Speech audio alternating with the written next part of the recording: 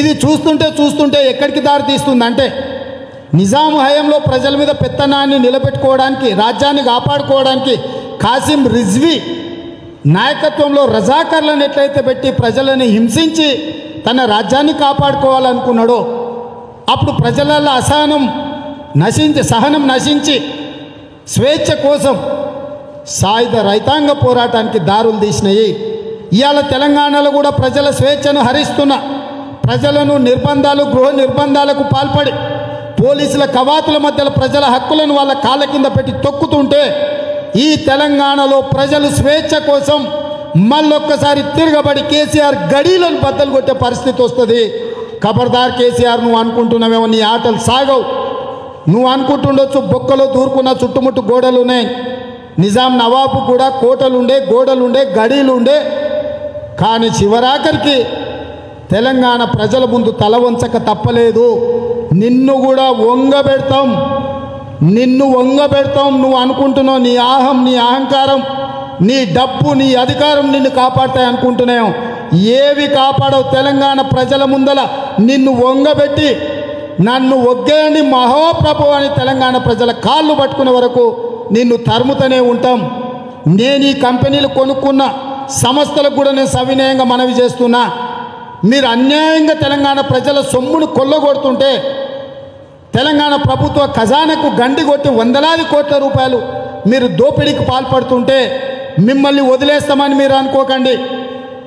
మీరు కలెక్టర్ అనుకుంటున్నారు వెంకటరామరెడ్డి గారు. చాలామంది దేశంలో కలెక్టర్లు అడ్డగోలుగా చేస్తే ఊచలు లెక్క పెట్టిన వాళ్ళు చరిత్రను ఒక్కసారి చూడు. పక్క రాష్ట్రానికి పోయిన అధికారిని అక్రమంగా అర్హత లేకపోయినా చీఫ్ సెక్రటరీగా నియమించి సోమేష్ కుమార్ని చీఫ్ సెక్రటరీగా, రేరా చైర్మన్గా, CCLA కమిషనర్గా, GST ట్యాక్సెస్ వసూలు చేసే కమిషనర్గా రాష్ట్రంలో కేసీఆర్కు సరిపోయిన వాళ్ళ మీద దాడులు చేయడానికి అవసరమైన అన్ని బాధ్యతలు సోమేష్ కుమార్కి ఇచ్చి ఒక బీహార్ నుంచి తీసుకొచ్చిన ప్రైవేట్ సైన్యంగా మార్చుకొని అరవింద్ కుమార్ను కూడా HMDA కమిషనర్గా, MUD ప్రిన్సిపల్ సెక్రటరీగా అన్ని శాఖలు అరవింద్ కుమార్ దగ్గర పెట్టి ఇవాళ ఈ దోపిడీకి పాల్పడుతున్నారు. నేను స్పష్టంగా నిర్దిష్టంగా సోమేష్ కుమార్, అరవింద్ కుమార్, IG ప్రభాకర్ రావు గారికి చెప్తున్నా, మీరు పాల్పడుతున్న ప్రతి దుర్మార్గానికి, మీరు తెగబడుతున్న ప్రతి చర్యకు మీరు జవాబు చెప్పాల్సి వస్తుంది, శిక్ష అనుభవించాల్సి వస్తుంది. ఈ పెట్టుబడుల ముసుగులో ఆక్షన్లో కొనుక్కున్నామని చెప్పే సంస్థలకు కూడా నేను చెప్తున్నా, అన్నిటికీ లెక్క చెప్పాల్సి వస్తుంది. ఆ లెక్క కింద మిగిలింది 18 నెలలే.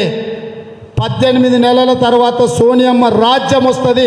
సోనియమ్మ రాజ్యంలో మిమ్మల్ని అందరినీ గుంజల కట్టేసి మీరు చేసిన మొత్తం లెక్కపత్రం బయటికి తీస్తాం.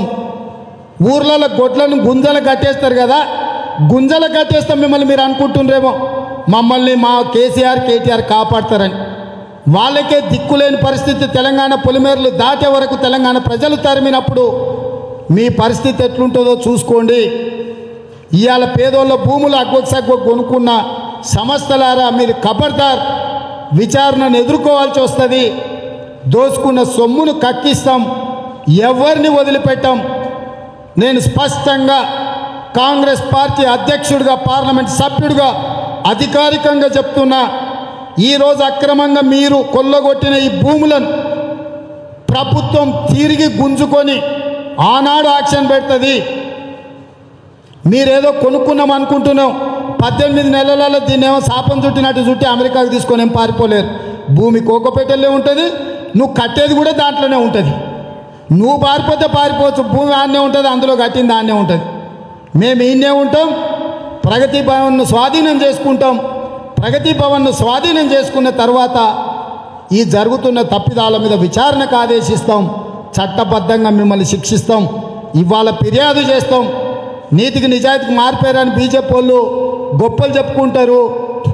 ఇప్పుడు చక్కగా పార్లమెంటుకు పోయి ప్రధానమంత్రికి, హోంశాఖ మంత్రికి, CBIకి ఈ టెండర్ల మీద ఫిర్యాదు చేస్తాం.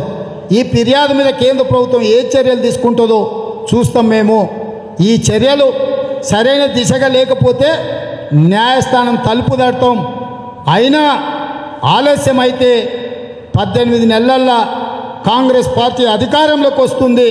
ఖచ్చితంగా ఈ టెండర్లలో జరిగిన గోల్మాల్ మీద సంపూర్ణమైన విచారణకు ఆదేశిస్తుంది కాంగ్రెస్ పార్టీ. అందులో నేరస్తులుగా తేలిన వాళ్ళని ఎవరిని కూడా వదిలిపెట్టే సమస్యనే లేదు. ఇవాళ అడ్డగోలుగా అడ్డుకొని మా కార్యకర్తల మీద దాడులు చేసిన ఈ దాడులలో పాల్గొన్న కొద్దిమంది అధికారులు, అందరు పోలీసులని నేను అనడంలే, కొద్దిమంది జీతాలు పోలీస్ డిపార్ట్మెంట్ తీసుకొని కేసీఆర్కు ప్రైవేట్ సైన్యంగా పనిచేస్తున్నారు. మీ అందరి పేర్ల మీద డైరీ రాస్తాం. అధికారం వచ్చిన తెల్లారి మొట్టమొదట ఆ డైరీనే ఓపెన్ చేస్తాం. ఆనాడు ఏడ దాచుకున్న ఎవరిని వదిలిపెట్టాం. ఒకవేళ మా పార్టీలో మీ బంధువులున్నా తెలిసిన వాళ్ళున్నా ఎవరు నన్ను పట్టుకుంటాంలే, అడుక్కుంటాంలే, లేకపోతే ఏదన్నా చేస్తాంలే అంటే ఏది చెల్లదు. మా నాయకులకు కూడా మా అంతర్గత సమావేశాలలో చెప్తున్నాం. ఇవాళ మా కార్యకర్తల మీద అక్రమ కేసులు పెట్టి అన్యాయంగా వేధింపులకు పాల్పడుతున్న వాళ్ళను క్షమించే సమస్యనే లేదు. మీరు సర్దిద్దుకోవడానికి సమయం ఉంది. మీ గత అలవాట్లను మార్చుకోండి. మీరు ఇట్లాంటి వ్యవహారాలకు పాల్పడితే మాత్రం కాంగ్రెస్ పార్టీ అన్ని అంశాలను పరిగణలోకి తీసుకొని చర్యలు తీసుకుంటుందని చెప్పి ఈ సందర్భంగా తెలియజేస్తున్నా.